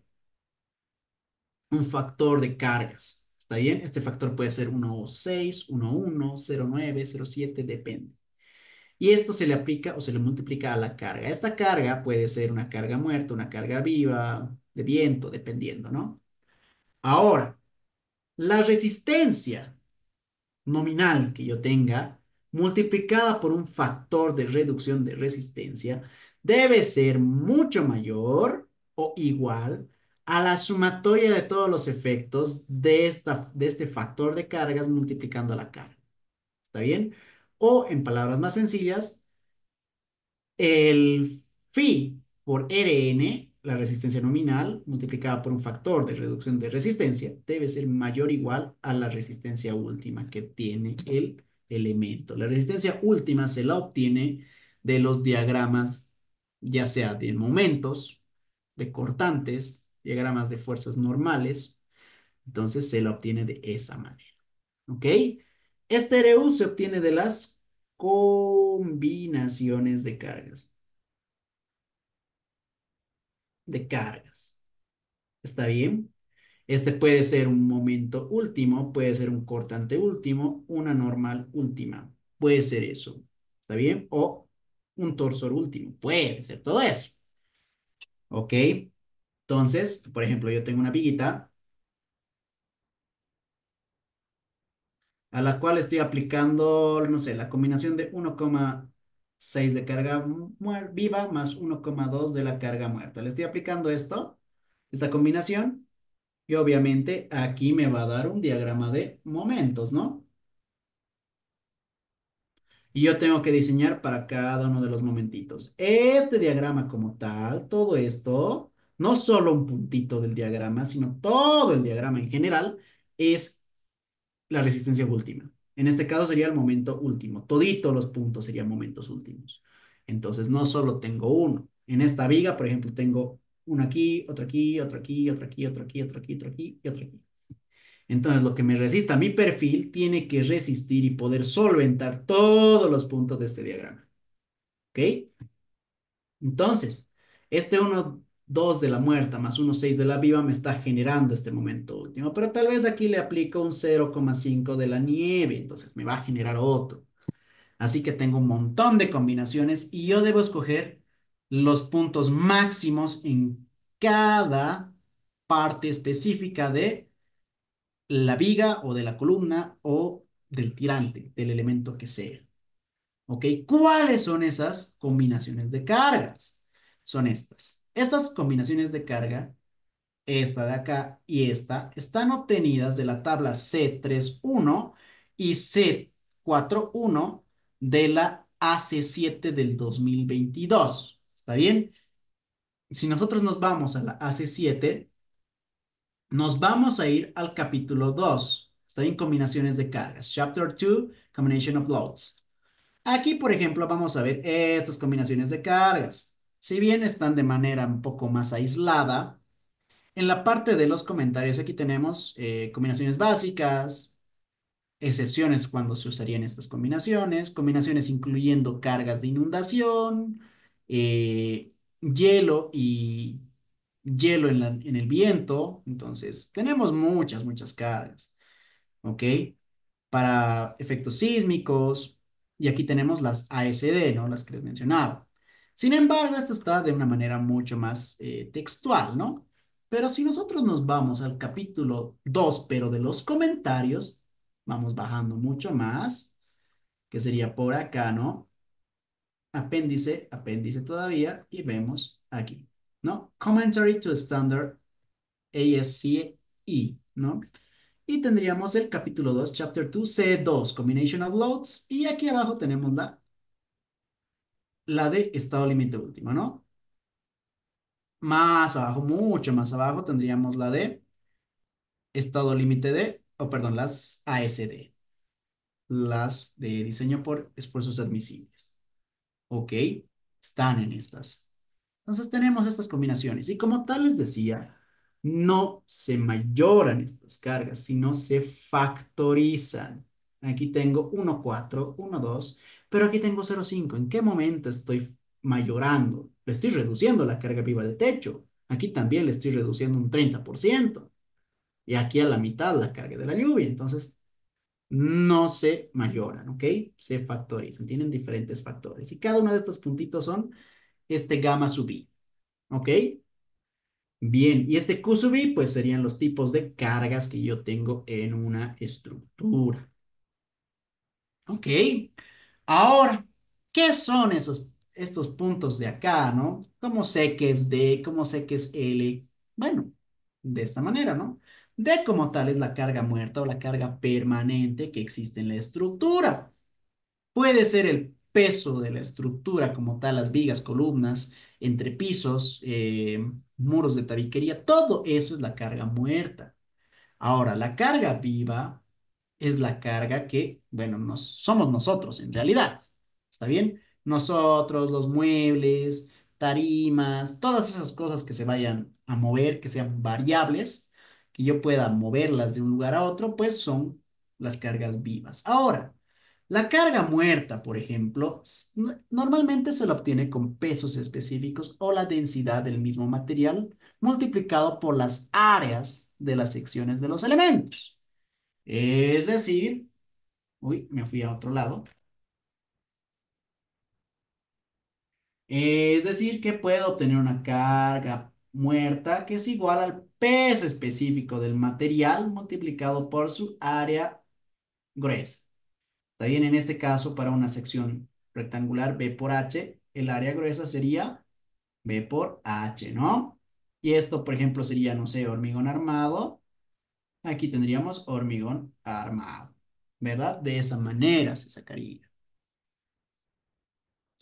Ahora, ¿qué es la carga viva de techo? Pues es la carga que comúnmente va a estar en el techo. No es lo mismo tener carga viva en el entrepiso como tener en una cubierta. En una cubierta, ¿qué vamos a tener? Puede ser un soldador, no sé, alguien de mantenimiento como tal que va a subir con su equipo, ¿no? Y no es una carga bastante grande, como en un entrepiso. En un entrepiso, ¿qué se va a tener? Por ejemplo, si es para una terminal de buses, se tiene que considerar todos los pasajeros que pueden ingresar, que se pueden sentar en los asientos, las boleterías, un montón de cosas. Entonces, va a resistir mucho más el entrepiso que una cubierta.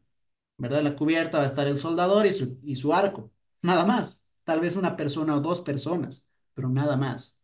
Entonces la carga viva de techo es mucho menor a la carga viva. LR es Live Roof de techo. Estas cargas normalmente se las obtiene de tablas. Bueno, estas dos de tablas, la carga viva y la carga muerta. ¿Dónde vamos para las cargas vivas y muertas?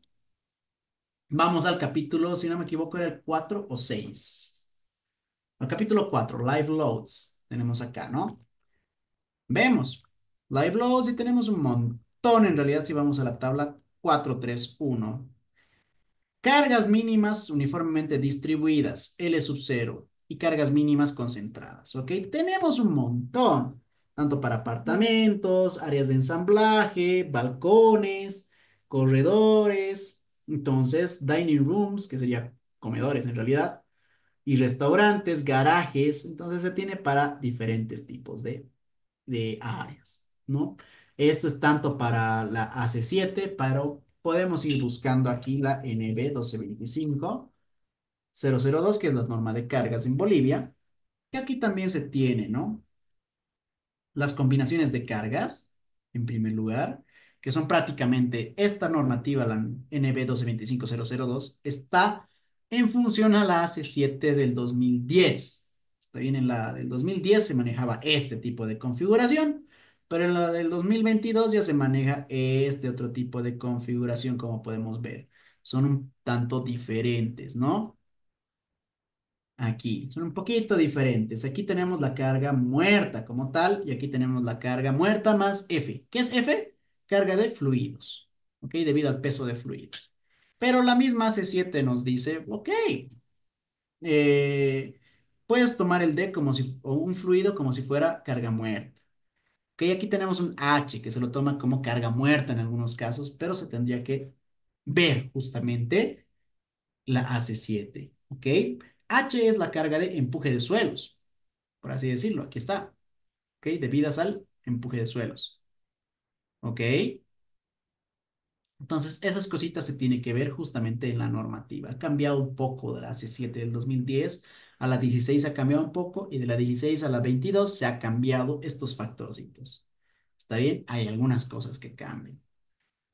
Bueno, yendo al grano, aquí podemos ver en la página 18 la tabla igual que tendríamos para cargas vivas, ¿no? Para azoteas es 4 kilonewton metro cuadrado. Vamos a usar, se los digo de entrada, en este curso se va a usar el sistema internacional, ¿ok? Sé que muchos tal vez están acostumbrados al sistema MKS, pero ¿por qué vamos a usar el sistema internacional? Es decir, kilonewtons o newtons, debido a que toda la información que nosotros vamos a utilizar está en sistema internacional o en sistema inglés. Y toda la bibliografía normalmente está en sistema internacional, ¿ok? De esa forma se va a usar esto, ¿ok? Bueno, entonces, continuando. Eso sería para la carga viva, ¿no? Se obtiene de tablas de normativa. Ahora, la carga de nieve, la AC7 también la tiene, pero hay diferentes normativas que usan la carga de nieve. La norma cubana, por ejemplo, tiene diferente forma de calcular la nieve a la norma chilena, por ejemplo, o a la norma, o al código AC7. Por ejemplo, Bolivia no tiene específicamente una norma de nieve, pero podemos usar manuales, como el manual de Patrick Putnam. A ver, ¿no está acá?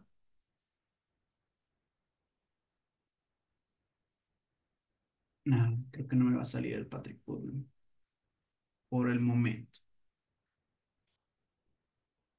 A ver, deme un momento. Aquí está. Manual de nieve de Patrick Putnam, ¿no? ¿Qué sería este? Justamente para nieve. Se puede ver esta parte en realidad, ¿no? Que es en función a un mapa de zonificación de nieve, se tiene un factor de acumulación de granizo o de nieve, en función si es una pendiente, si es una recta, se tienen diferentes factores Kasuba y bueno, se tiene para canaletas, entonces se tiene un montón de cositas, ¿no? Cada normativa tiene su propia, sus propios métodos. En este caso, Bolivia no tiene una normativa de nieve. Recién, por ejemplo, el Colegio de Ingenieros de Chuquisaca ha conformado un comité para sacar las cargas de nieve, cargas de viento y de granizo. Por el momento solo tenemos manuales, ¿ok? Este sería uno. Sin embargo, la AC7, si nosotros lo podemos agrandar, la AC7 acá tiene snow loads, cargas de nieve, ¿no? Y bueno, aquí podemos ver ciertas fórmulas que podemos ver aquí abajo, ¿no? Cuando son techos planos, cuando ya se tienen pendiente, ¿no? Pendiente en el techo, entonces ya tienes ciertas tablas, ciertas gráficas que se deberían utilizar para obtener estas cargas, ¿no? Entonces, cada normativa tiene. El detalle ahora, bien, bueno, la carga de lluvia también se puede ver con la C7 y el detalle viene con estas cargas de acá, ¿no? Las cargas laterales, todas estas carguitas de acá, todas estas son cargas verticales, es decir, son relativamente, entre comillas, son sencillas de determinar. Más que todo, estas tres de acá son las más sencillas.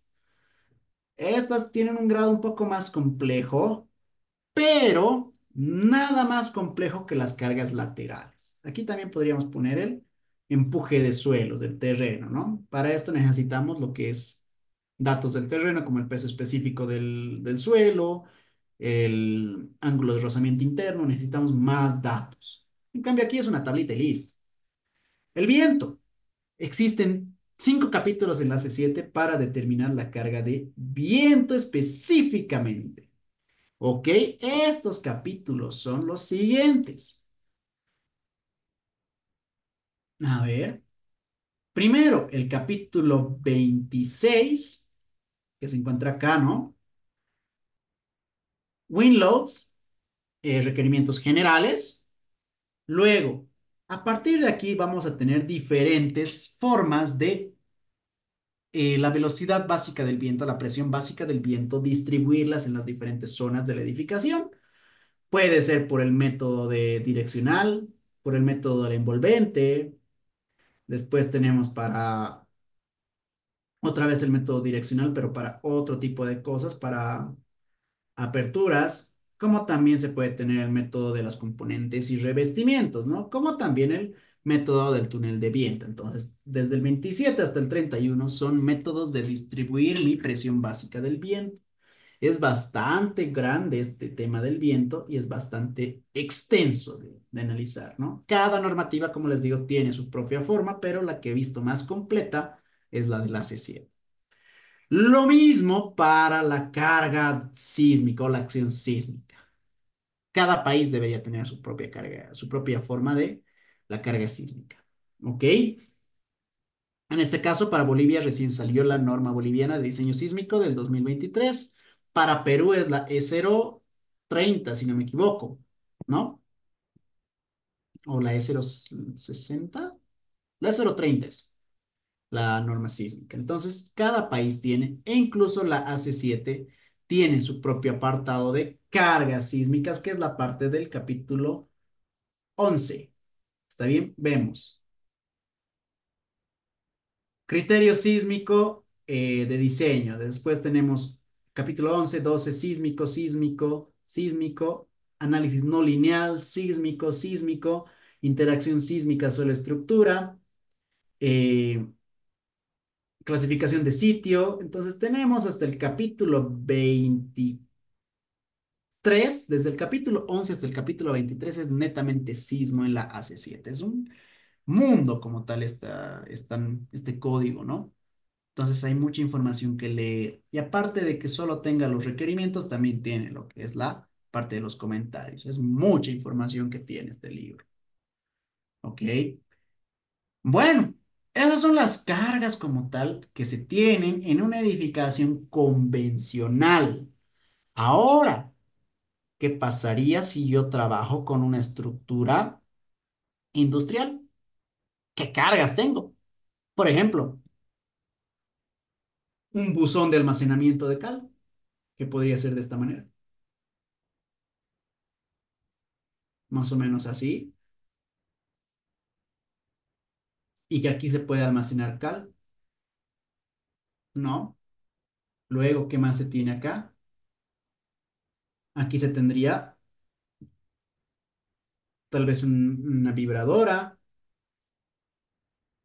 aquí se tendría la losita, sobre esta losa tal vez hay suelo, entonces ya las cargas cambian y ahí tendríamos que meter nuestra cuchara, prácticamente nuestro ingenio para determinar qué cargas van a afectar a todos los elementos. Es un poco más complejo en el tema industrial porque ya no hay una receta de cocina como en las edificaciones.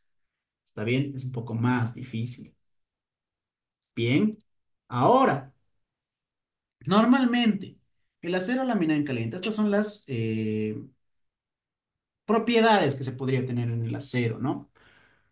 El módulo de elasticidad para lámina en caliente comúnmente es 200 gigapascales. El coeficiente de Poisson es 0,3. El peso específico es 77 kilonewton metro cúbico. Y el módulo elástico de corte es el módulo de elasticidad. Bueno, aquí me falló el, el taipeo. pero es el módulo de elasticidad, este E sub S, dividido entre dos veces la sumatoria de uno más el coeficiente de Poisson. ¿Está bien? Y el acero conformado en frío, ¿cuál es la gran diferencia? Esto. Es un leve incremento del módulo de elasticidad, es decir, hay un poquito más de rigidez debido a qué. ¿A qué creen que es ese cambio de 200 a 203? ¿Por qué creen que sube?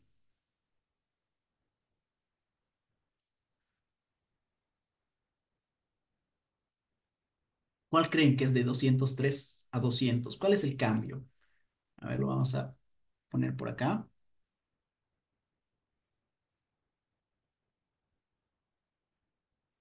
Por la deformación. ¿Qué deformación?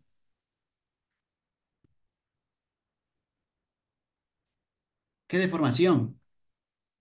Exacto. La deformación plástica que existe en los dobleces. Deme un minutito que estoy buscando en esta parte.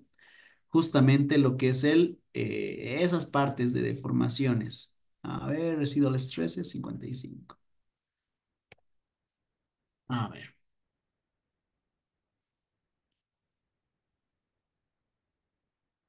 aquí está.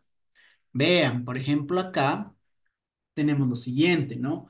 Tenemos este perfil en C con sus ciertos dobleces. Vemos que acá se tienen unas ciertas eh,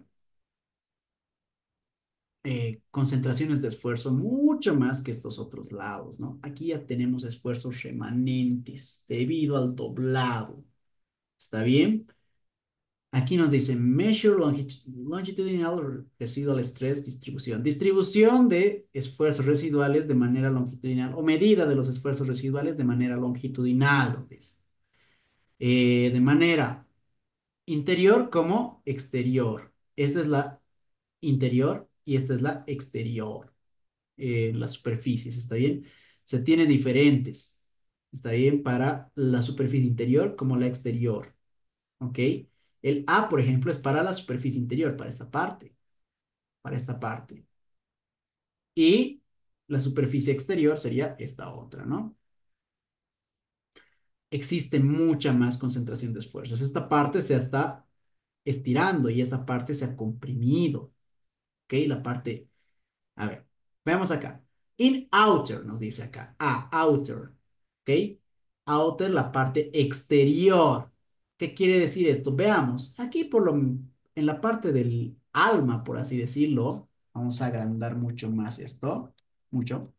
En la parte del alma sí se tiene un esfuerzo residual, pero es muy pequeñito, ¿no?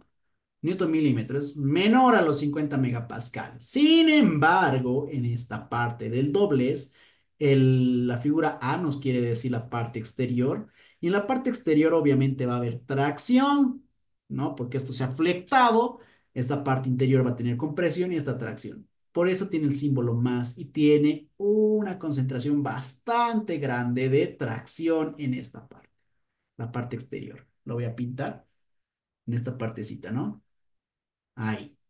Sin embargo, la parte interior, que estaría acá, es negativa, ¿no? Prácticamente poco o nada de esfuerzo residual de compresión tiene en el alma. Sin embargo, en el doble S, en esta partecita, sí tiene una concentración de esfuerzos bastante grande, ¿no? Es debido a eso. Ahora, ¿qué tal? ¿Qué más nos dice? Vamos a leer lo que nos dice esto, ¿no? Residual estreses. Los esfuerzos residuales son esfuerzos que existen en miembros como resultado de los procedimientos de fabricación y manufactura. En el pasado, la distribución de los esfuerzos residuales y el efecto de estos esfuerzos nos traía carrying, load carrying, nos traía una llevadera de cargas, una capacidad de cargas, por así decirlo, en el acero que han sido estudiados extensivamente para perfiles laminados en caliente, de ala ancha y secciones soldadas, es decir, tengo una plancha y a esta plancha le pongo otra plancha de manera soldada, ¿ok? Para esos casos. Para estas formas estructurales, los esfuerzos residuales se han, han sido causados por enfriamiento, después del rolado o la soldadura. Estos esfuerzos han sido a menudo asumidos a ser uniformes a lo largo del espesor de los miembros. Ok. Bueno, esto es lo que les decía, ¿no? Que el tema de los laminados en caliente, que se debía a el enfriamiento. Ahora, vamos a buscar donde nos dice conformados. En el diseño de los conformados en frío, las especificaciones IC nos dicen para pandeo, para las proyecciones de pandeo, han sido escritas para un límite de proporcionalidad que ha sido considerablemente menor al límite eh, de fluencia de un acero virgen. Esto se ha asumido, mejor dicho, el límite proporcional asumido parece justificado para el efecto de los esfuerzos residuales en la influencia de el trabajo en frío discutido en la sección 2.7. ¿Cuál es la sección 2.7? Pues vamos un poquito más atrás. Tendríamos que ir mucho, mucho más atrás que aquí la 2.9, la 2.8 y la 2.7 que tenemos acá, ¿no? Influencia del trabajo en frío para las propiedades mecánicas del acero. Tendríamos que leer bastante en realidad, ¿no? Tenemos acá relaciones de rotura con relaciones de fluencia, pero este libro que se los voy a ir pasando igual, que es el libro de Cold Form Steel Design, diseño de acero conformado en frío, de Wei Wenju del año 2020. Es un libro bastante actual y está en función a la IC 2016, que es el último que se tiene. Es bastante pesadito. ¿Ok? Tiene mucha teoría, tiene ejercicios bastante competentes, pero lo malo es que tiene una teoría bastante fuerte, ¿no? Ya tenemos como tal tablas, figuras que interpretar. Ya no es como este librito que tal vez ustedes lo conozcan, el libro de William Segui, que es un libro bastante amigable. Si nosotros podemos vernos acá, nos explica de una manera mucho más bonita, sin tanta figura, sin tanto tecnicismo. ¿Está bien? Por ejemplo, aquí tenemos una figurita bien bonita, que es prácticamente lo que ya conocemos, lo que ya les explicaba. Pero en cambio, el de Wei Wenju ya tenemos tablas, dibujos más complejos, datos de laboratorio. Entonces es un libro bastante fuerte. ¿Está bien? Ahora, los mejores libros, y esto siempre se los digo a mis alumnos, están en inglés. ¿Ok? Si ustedes tienen la oportunidad de aprender inglés, háganlo. La mejor bibliografía está en inglés. William Say, Wei Wenju, la IC misma, la AC7 está en inglés. Entonces, lean en inglés. ¿Ok? Ahora, ¿qué más? Bueno, hay algunas limitaciones que tiene el código ISC, perdón, el IC S100, que es el de laminados y caliente, para que nosotros podamos manejar estos perfiles, ¿no? Lo primero, ¿hasta cuándo voy a poder utilizar la IC y cuándo voy a pasar a un ISC, por ejemplo? Hay un cierto punto que es hasta una pulgada. Una placa o una plancha hasta una pulgada de espesor doblada va a ser asumida como un perfil conformado en frío y las especificaciones IC van a ser como tal aplicables. Pero si yo me paso de esta pulgada, ya tengo que usar el ISC, ¿ok? Aunque esté plegado igual, pero si tiene más de una pulgada de espesor, pues ya me paso a la ISC, ya va a ser considerado como si fuera un laminado en caliente. Ok, bueno, eso sería en cuanto a la IC. Ahora, también se tienen algunas limitaciones en temas de las partes o las placas que tenga este perfil. Por ejemplo, esto lo vamos a adentrar más en la subsiguiente clase. ¿Está bien? El día viernes. Pero me voy a adelantar un poquito. ¿Ok? Normalmente a esto se lo llama B mayúscula. Las longitudes o dimensiones fuera a fuera, es decir, hasta esta partecita, hasta esta partecita. se los toma como mayúsculas, esto sería D y aquí tuviera lo que es el T, el espesor. Y esto tendría un radio también, que sería lo mismo que el T. ¿Ok? Ahora, estas cositas de acá, que sería, por ejemplo, criterio. Son límites de aplicación en diseño de miembros del capítulo E al H para el método de longitud efectiva, de ancho efectivo y el método de diseño directo. El que vamos a utilizar nosotros es el método de anchos efectivos para el tema de los pandeos locales.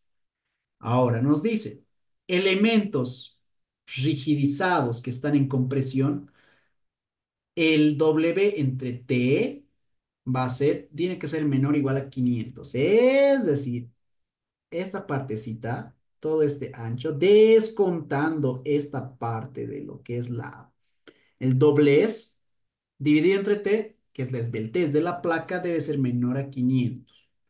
¿Ok? El que nosotros vamos a utilizar, ¿no? Nos dice elementos no rigidizados en compresión, comúnmente que serían lo que son las columnas, ¿no? D entre T debe ser menor o igual a 60. ¿Ok? Esta parte, elementos no rigidizados, podríamos decir que es un perfil C, y esta parte no es rigidizada, tendríamos que poner D entre T igual a o menor o igual a 60.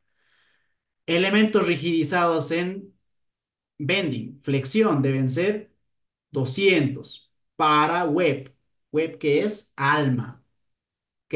Es decir, este H minúscula de acá, descontando los dobleces, dividido entre su espesor, debe ser menor a 200. ¿Está bien?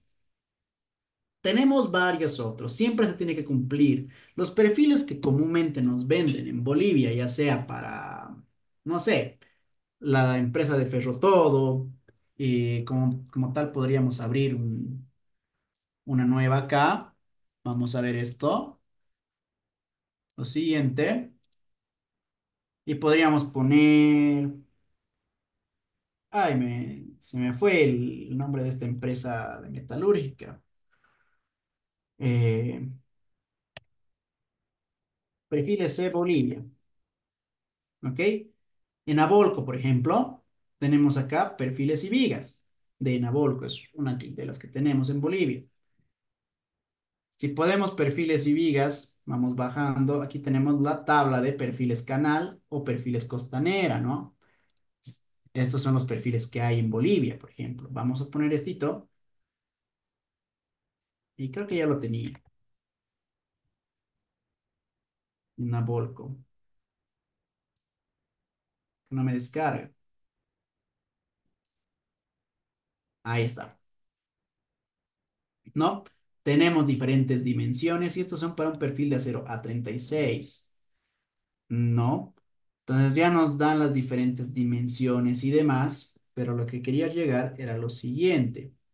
Estas dimensiones ya cumplen con estos elementos, pero si nosotros tuviéramos que utilizar perfiles que no están en estos catálogos, pues lo que deberíamos hacer es, primero, ok, verificar justamente estas dimensiones, las verificamos y si cumplen, pues bien, si no cumplen, pues tengo que hacer algo para rigidizar un poco más porque ya van a ser muy susceptibles a lo que es el pandeo local, a la bolladura. Mientras más alta sea esta relación, mientras más alta sea, más tienden esos perfiles a la bolladura. Y la bolladura es bastante común en estos perfiles, como les digo, en los conformados en frío. Y me reduce bastante mi resistencia. ¿Ok? Ahora, tenemos algunas consultas acá en el chat. Inge, que la concentración de esfuerzo residual en ese esquema, ¿qué nos da mecánicamente? ¿Nos da mayor rigidez? ¿Cómo lo traduzco para sustentar si un día me pregunta? Nos da mayor rigidez. Nos da mucha más rigidez. A ver, ¿dónde están? Uy, se me fue. Aquí no. Nos va a dar mucha mayor rigidez. Aquí está. Las propiedades mecánicas de las láminas de acero que son afectadas por un radio de de deformación, un rango de deformación, referencias 25251. Bueno, tenemos varias referencias. Presentan una revisión de la literatura y discusiones de resultados de los estudios por efectos de rangos de deformación en propiedades del material que son seleccionadas de un grupo de planchas de acero estructural que justamente son de acero conformado en frío. Y estas son conducidas por Casarpan. Esta información es útil para el diseño de estructuras automáticas, en realidad los componentes de estructuras automotivas y otros miembros sujetos a cargas dinámicas, nos dice, ok, tenemos mucha información y aquí hay mucho hilo, mucha tela que cortar, ¿no? Obviamente este curso no va a englobar todo, para eso existe la bibliografía, pero aquí podemos ver justamente, podemos interpretar, por ejemplo, acá, ¿no? Aquí nos dice megapascales, en realidad, en un principio que está cero, pero vemos que esta parte se ha incrementado hasta ¿cuánto?